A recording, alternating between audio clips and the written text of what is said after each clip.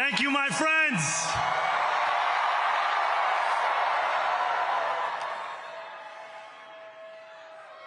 The sun may have set over our city this evening, but as Eugene Debs once said,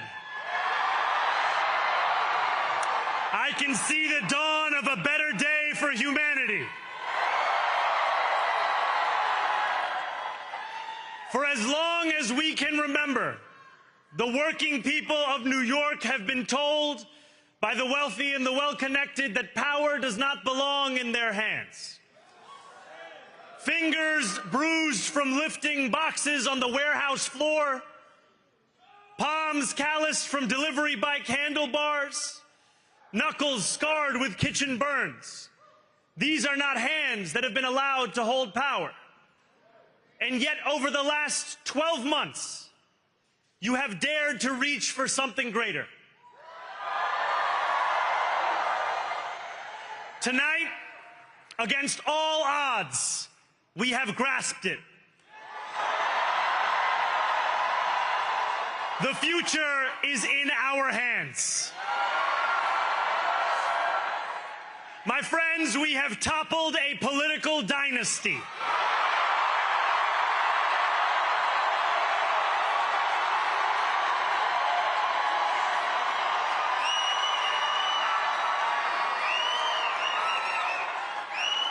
I wish Andrew Cuomo only the best in private life.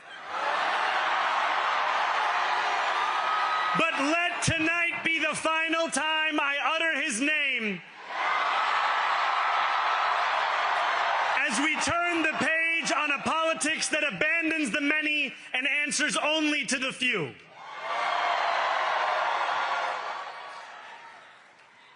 New York, tonight you have delivered a mandate for change,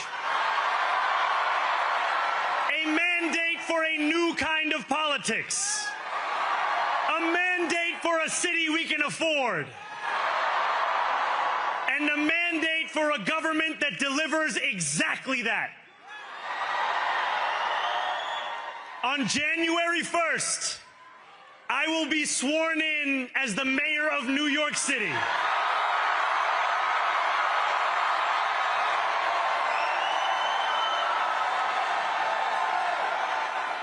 And that is because of you. So before I say anything else, I must say this. Thank you. Thank you to the next generation of New Yorkers who refused to accept that the promise of a better future was a relic of the past. You showed that when politics speaks to you without condescension, we can usher in a new era of leadership. We will fight for you because we are you. Or as we say on Steinway, ana minkum wa ilaykum.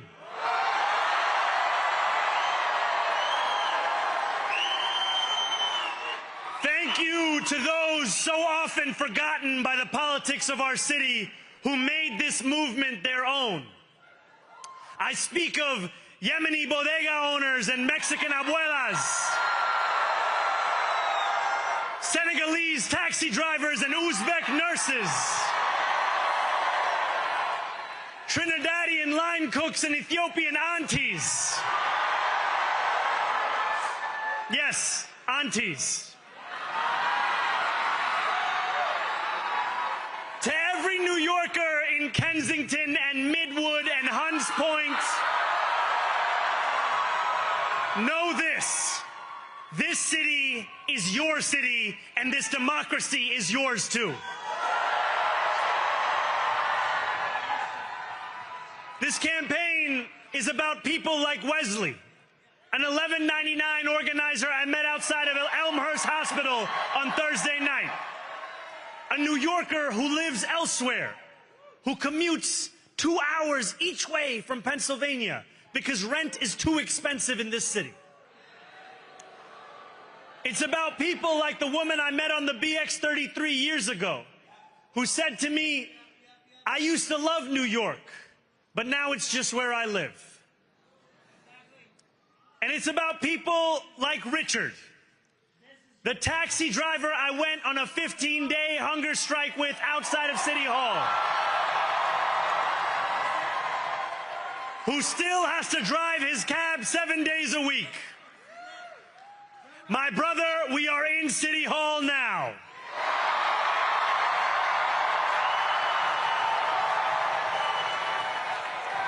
This victory is for all of them, and it's for all of you. The more than 100,000 volunteers who built this campaign into an unstoppable force.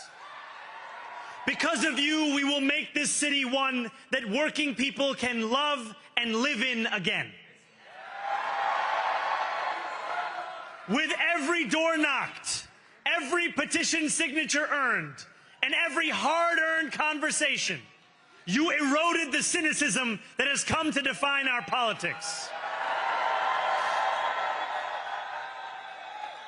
Now, I know that I have asked for much from you over this last year. Time and again, you have answered my calls. But I have one final request. New York City, breathe this moment in. We have held our breath for longer than we know. We have held it in anticipation of defeat. Held it because the air has been knocked out of our lungs too many times to count. Held it because we cannot afford to exhale.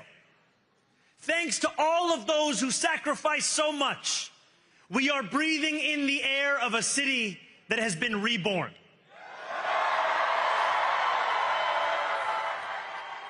To my campaign team, who believed when no one else did, and who took an electoral project and turned it into so much more, I will never be able to express the depth of my gratitude. You can sleep now. To my parents, Mama and Baba, you have made me into the man I am today. I am so proud to be your son. And to my incredible wife, Rama,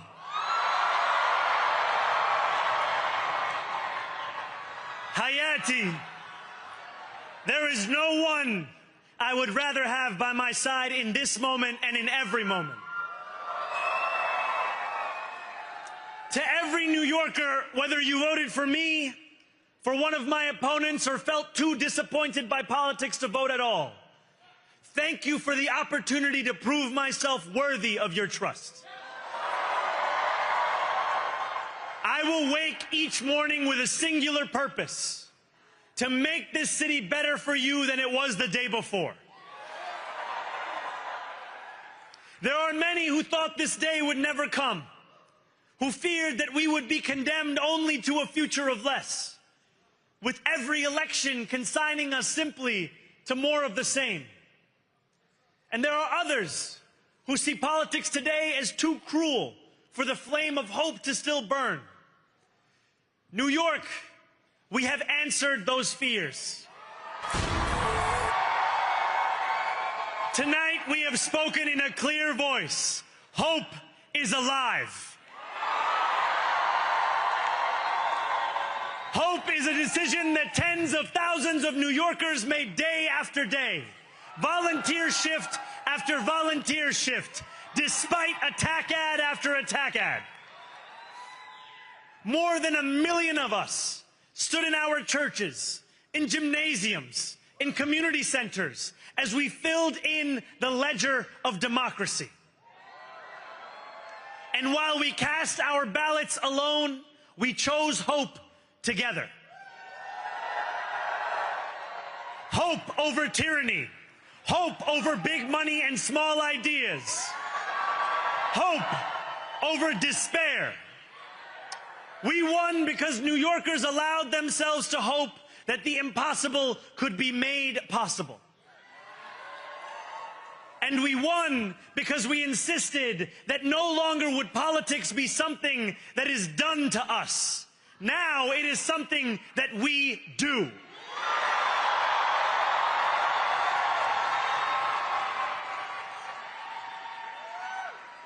Standing before you, I think of the words of Jawaharlal Nehru. A moment comes but rarely in history when we step out from the old to the new, when an age ends and when the soul of a nation long suppressed finds utterance. Tonight we have stepped out from the old into the new.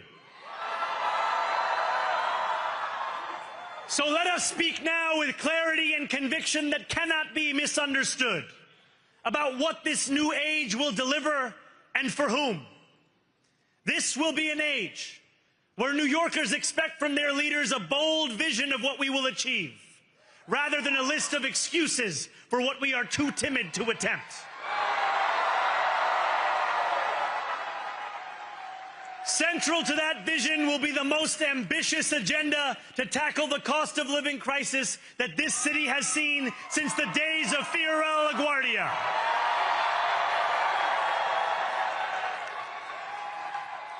An agenda that will freeze the rents for more than 2 million rent-stabilized tenants. Make buses fast and free. And deliver universal child care across our city. Years from now, may our only regret be that this day took so long to come. This new age will be one of relentless improvement. We will hire thousands more teachers. We will cut waste from a bloated bureaucracy. We will work tirelessly to make lights shine again in the hallways of NYCHA developments where they have long flickered.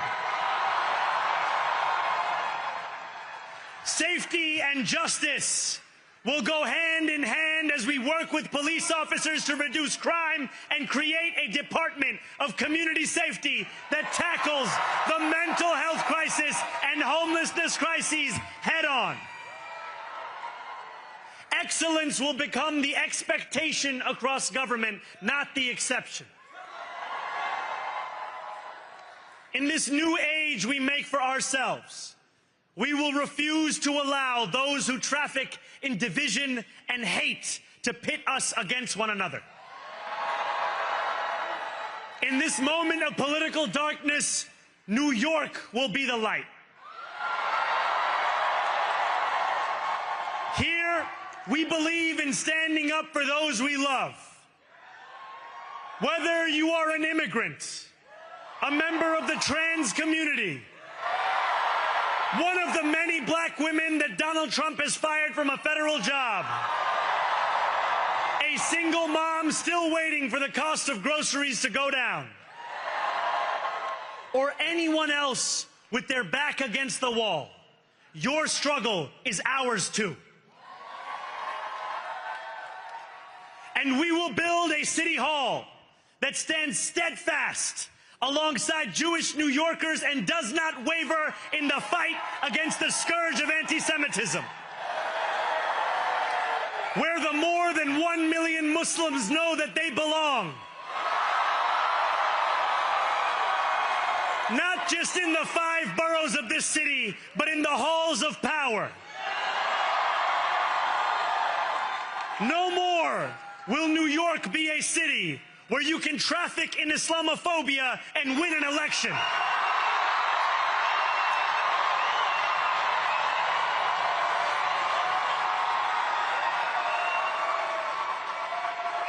This new age will be defined by a competence and a compassion that have too long been placed at odds with one another. We will prove that there is no problem too large for government to solve and no concern too small for it to care about. For years, those in City Hall have only helped those who can help them. But on January 1st, we will usher in a city government that helps everyone.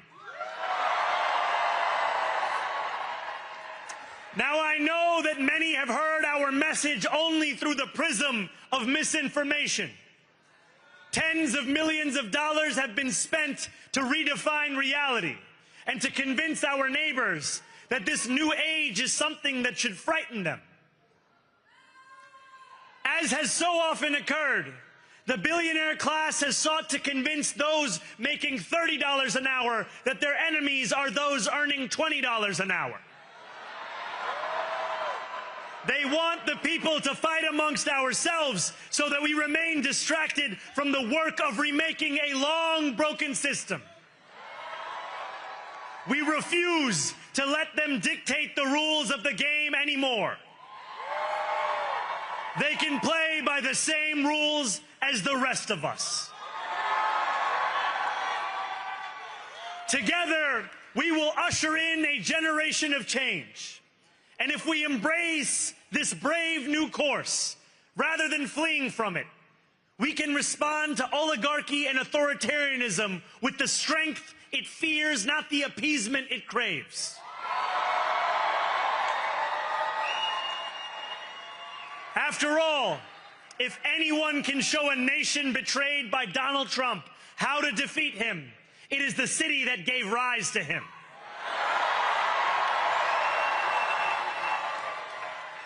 And if there is any way to terrify a despot, it is by dismantling the very conditions that allowed him to accumulate power. This is not only how we stop Trump, it's how we stop the next one. So, Donald Trump, since I know you're watching, I have 4 words for you. Turn the volume up.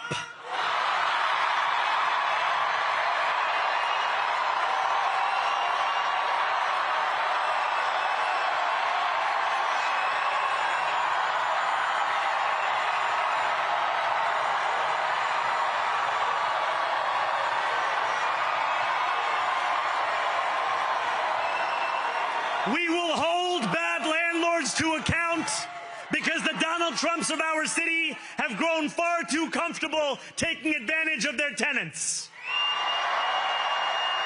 We will put an end to the culture of corruption that has allowed billionaires like Trump to evade taxation and exploit tax breaks. We will stand alongside unions and expand labor protections because we know, just as Donald Trump does, that when working people have ironclad rights, the bosses who seek to extort them become very small indeed. New York will remain a city of immigrants, a city built by immigrants, powered by immigrants, and as of tonight, led by an immigrant.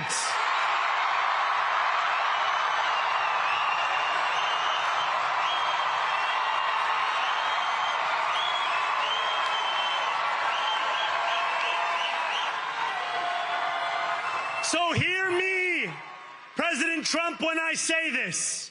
To get to any of us, you will have to get through all of us.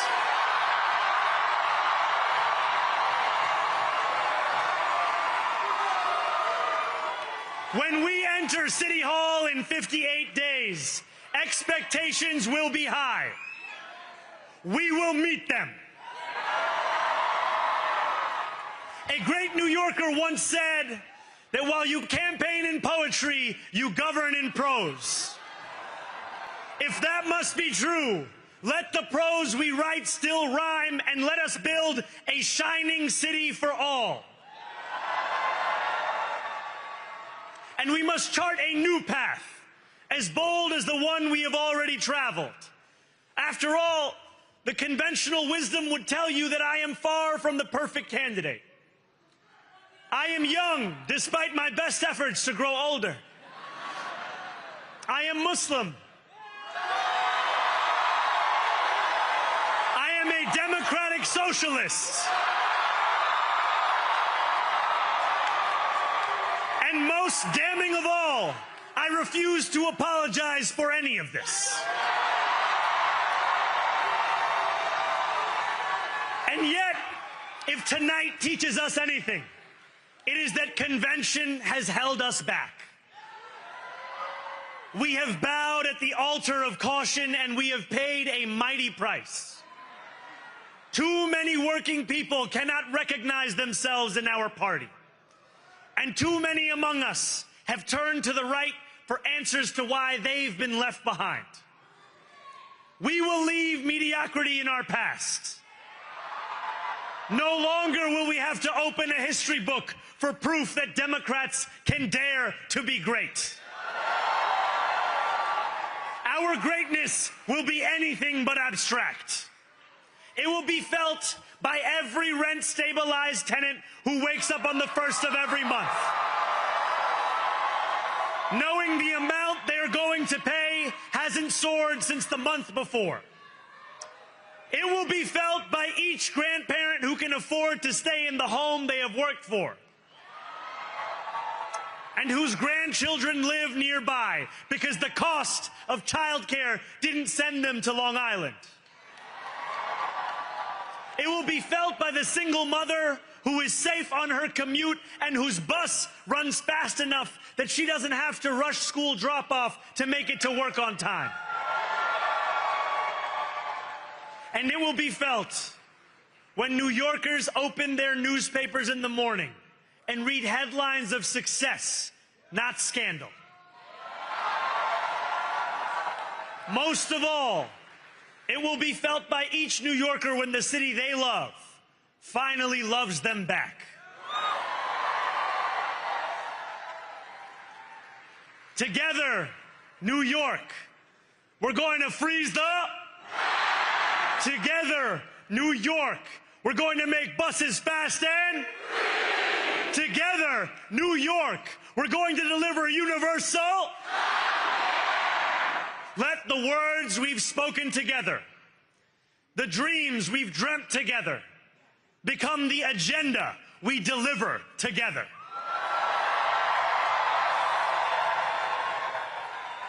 New York, this power, it's yours. This city belongs to you. Thank you.